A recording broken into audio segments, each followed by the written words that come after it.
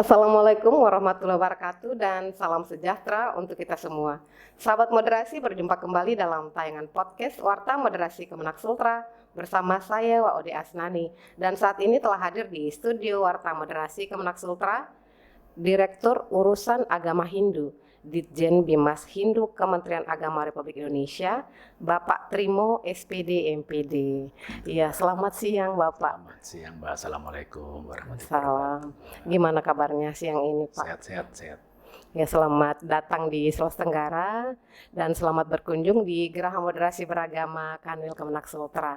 Dan terima kasih juga Pak atas kesediaannya untuk hadir di studio Warta Moderasi Kemenak Sultra ini, yang mana studio podcast Warta Moderasi Kemenak Sultra ini tepat berada di dalam Geraha Moderasi Beragama Kemenak Sultra yang diinisiasi oleh Bapak Kakanwil tentunya, Haji Zainal Mustamin.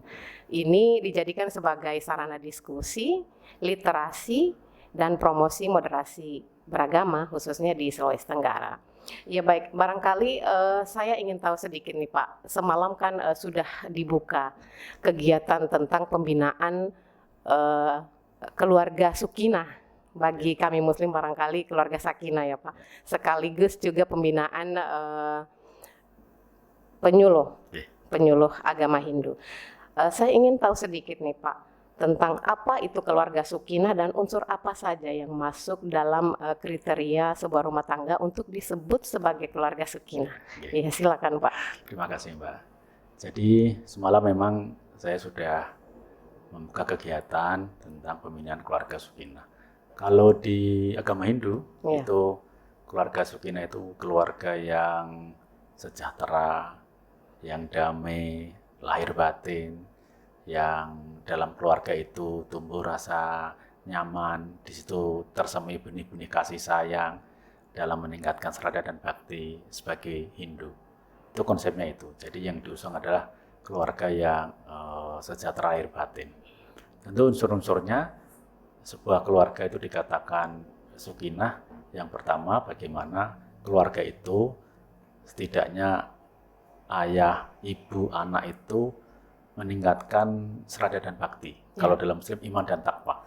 Bagaimana mereka rajin beribadah di tempat ibadah, tentunya di pura. Kemudian bagaimana mereka keterlibatan keluarga itu dalam organisasi-organisasi, bisa keagamaan, bisa sosial. Bagaimana mereka mengabdikan dirinya, tentu orang tuanya dan anak-anak itu dalam berkontribusi di dalam keluarga, di dalam masyarakat, sesuai dengan tugasnya masing-masing. Nah, unsur-unsur itu kemudian dibalut dalam sebuah rumah bina, kalau di kami hanya rumah bina keluarga Sukinah, sehingga tidak muncul mendadak dia dikatakan sebagai keluarga Sukinah, tetapi ada proses-proses pentahapan, pendampingan, sehingga ketika mereka dikatakan sebagai keluarga Sukinah, itu mereka memenuhi unsur-unsur yang saya sebut tadi. Kalau dulu sampai tahun 2019 itu ada lomba keluarga Sukinah sampai tahun 2019. Tapi setelah itu karena faktor-faktor tertentu, adanya COVID juga, sehingga lomba keluarga Sukinah itu tidak dilaksanakan sampai sekarang. Tetapi di daerah-daerah seperti di Sulawesi Tenggara ini, program untuk pembinaan sebuah keluarga agar menjadi keluarga Sukinah tetap dijalankan dalam kerangka mengawal, membentengi agar keluarga itu meningkatkan serada dan baktinya. Begitu, Mbak. Iya, baik. Dan kemudian saya ingin tahu juga mengapa pembinaan keluarga Sukinah ini perlu dilakukan dan sejauh ini bagaimana peran Ditjen Bimas Hindu dalam pembinaan keluarga Sukinah ini? Ada beberapa hal yang kami identifikasi kenapa pembinaan itu menjadi penting. Yang pertama itu tentu adanya fenomena-fenomena globalisasi. Anak-anak sekarang ini kan lebih mudah dan taat kepada gawe handphone daripada orang tua. Sehingga kekhawatiran-kekhawatiran itu kemudian kami berupaya agar pembinaan keluarga Sukinah itu juga akan mengawal generasi-generasi muda agar mereka juga memiliki rasa sopan santun, empati, kasih sayang terhadap semuanya. Itu yang pertama. Kedua juga adanya fenomena tindak-tindak kekerasan. bullying dan baik psikis maupun fisik itu menjadi indikator kami kenapa program itu harus dilaksanakan. Karena kami percaya bahwa setidaknya jika hal-hal yang negatif itu kita antisipasi sedini mungkin, maka anak-anak kita, generasi muda kita itu setidaknya bisa terbebas dari pengaruh-pengaruh negatif. Sekarang kan televisi itu banyak menyajikan tayangan-tayangan yang dalam tanda petik bernuansa karakter positifnya itu kan agak kurang. Iya. Apalagi anak-anak sekarang itu lebih mudah untuk tertarik pada hal yang sifatnya negatif, atau kalau bukan negatif tertarik pada hal yang sifatnya tidak memberikan karakter positif. Itu akhirnya kami berpikir bahwa upaya untuk pembinaan harus kita lakukan. Kami di Ditjen Bimashindu saat ini kami sedang menyiapkan pilot project untuk rumah bina keluarga Sukinah. Ya. Jadi tentu belum bisa semuanya. Tahun 2023 kami siapkan 8 provinsi yang nantinya akan menjadi pilot project untuk rumah bina keluarga Sukinah. Di situ nanti kami siapkan pendampingan, bimbingan konseling bagi remaja agar mereka menyiapkan sejak dini ketika nanti mereka menikah. Iya. Kemudian setelah itu yang kedua kami juga melakukan bimbingan konseling untuk remaja atau calon pengantin yang dia sudah mau menikah. Yang ketiga, kami juga bimbingan konseling untuk teman-teman studi wadani, dan yang keempat, bimbingan konseling untuk keluarga yang bermasalah. Itulah keempatnya itu kami tampung dalam rumah besar kami yang namanya nanti Rumah Bina Keluarga Sukinah itu. Rumah Bina Keluarga Sukinah ini 8 provinsi Sulawesi Tenggara termasuk tidak, Pak? Saya tidak janji, tapi setidaknya 70% yang masuk. Iya. Tadi saya sudah lihat kriterianya. Yang jelas sarana prasarana. Iya. Tadi sudah dilihat ada. Kemudian yang tidak kalah penting harmonisasi antar lembaga. Iya. Pembimasnya, kemudian parisadanya, penyuluhnya, dan itu semua ada di Sulawesi Tenggara. Tapi kami belum bisa menjanjikan karena masih dalam proses, akan kami verifikasi pada bulan Desember. Sehingga nanti di 2023 harapannya provinsi-provinsi yang sudah kami verifikasi itu bisa menjadi tangan panjang kami untuk melakukan pembinaan keluarga Sukinah itu. Karena memang kami tidak bisa bekerja sendiri. Keterlibatan pembimas, lembaga sangat kami harapkan dalam kerangka sama-sama mengawal. Karena Rumah Bina Keluarga Sukinah ini juga masuk dalam Rinstra. Lalu ditanya berapa keluarga yang sudah dibina, berapa calon pengantin yang sudah bina, dan seterusnya. Itu menjadi tagihan kami setiap tahun. Makanya ini kami bergerak cepat dengan Pak Pembina, dengan lembaga agar segera menyelaraskan Rumah Bina Keluarga Sukinah ini, apalagi ini blokernya dibuka pada pertengahan Desember ini. Saya agak pusing ini untuk mempercepat laju itu, sehingga kami butuh kerjasama itu. Begitu. Iya, baik. Dan kemudian terkait dengan pembinaan penyuluh agama Hindu, sejauh mana peran Ditjen Bimashindu ini dalam pembinaan penyuluh agama Hindu kita? Tentu yang pertama kami itu sangat berterima kasih kepada Kakanwil Kementerian Agama kalau di sini di Sulawesi Tenggara yang sudah memfasilitasi upaya pembinaan itu, dari Bapak Kakanwil melalui Bapak Pembimas, karena yang bersentuhan langsung dengan teman-teman penyuluh di Sulawesi Tenggara, kami hanya bisa memberikan arahan-arahan yang itu pun tidak bisa detail tiap hari, sehingga melalui Bapak Pembimas itu kami dilapori bagaimana upaya-upaya itu. Hari ini itu salah satu upaya yang kami lakukan dari pusat. Kami memberikan pembinaan bagaimana penyuluh itu berdaya, bagaimana penyuluh itu meningkatkan kompetensinya. Karena untuk penyuluh yang non PNS itu kan anggaran yang diberikan untuk mengganti kerja mereka itu hanya 1 juta. Mbak bisa bayangkan dengan 1 juta kerjanya luar biasa.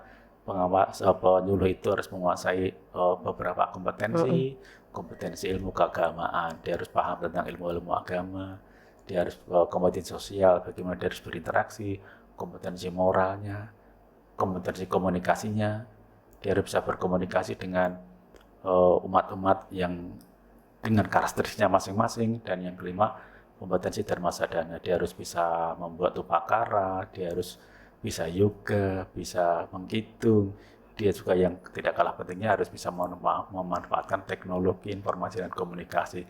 Bisa dibayangkan dengan 5 kompetensi itu mereka diberi insentif 1 juta tentu sangat kurang.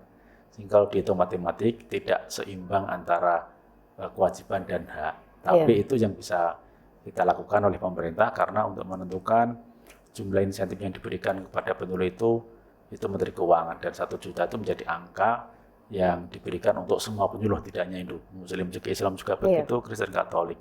Tentu kami juga berharap ada semacam terobosan-terobosan dari tiap-tiap kantor wilayah seperti Sulawesi Tenggara ini untuk bersama-sama memberdayakan penyuluh itu, karena tanpa kerjasama tidak mungkin.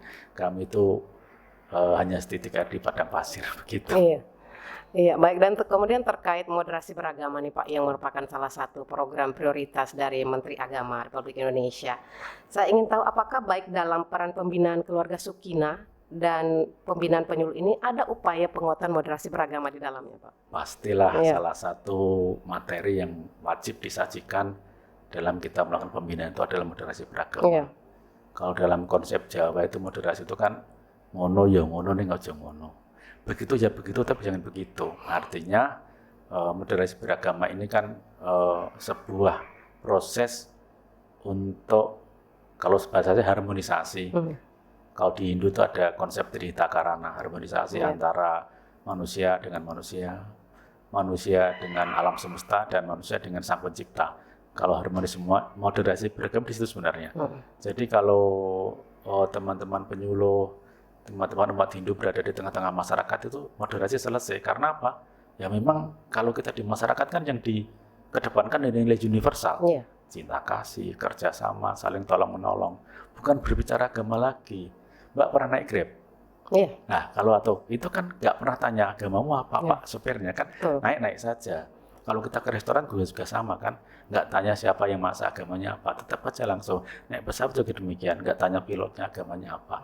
Sebenarnya selesai moderasi, tapi kita tetap harus bangun, karena ketika kita tidak membangunnya, friksi-friksi atau persoalan kecil itu bisa menjadi besar.